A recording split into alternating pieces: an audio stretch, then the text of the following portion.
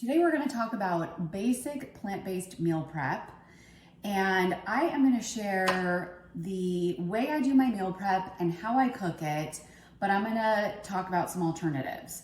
So at a minimum, I do a grain, a green, and a bean. So these three things, I have a grain mixture, but you can just do brown rice, you could do quinoa, you could do farro. There's a whole bunch of different whole grains you could do.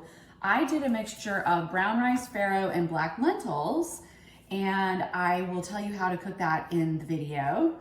And then I used my pressure cooker to cook some kale that I just cook for 1 minute, and then there's a bunch of different ways I can use that pre-cooked kale. It just softens it just enough so you can use it in a bunch of different applications. And then I did a whole bag of lentils. So I just did 12 ounces, the whole bag, and that is at a minimum. I do this when I run out. So I don't take a Sunday or whatever day and cook all of it at once. If that works for you, I highly recommend that. But my life doesn't end up working that way. So as I run out, I will cook whatever I'm out of.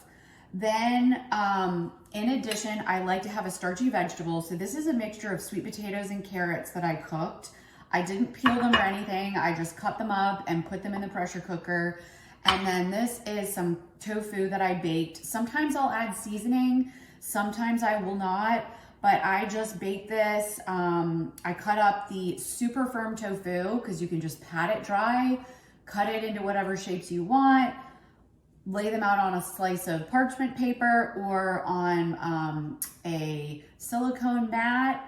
And then if you want to season it, you can. If not, you don't have to. But I just bake it at 400 degrees for 20 to 25 minutes or whenever it's brown as much as I like it. And then we're going to do dressings and sauces in a later video. But I just have some balsamic vinegar on hand. This is just the Trader Joe's brand. But any balsamic vinegar is a great basic way to get started.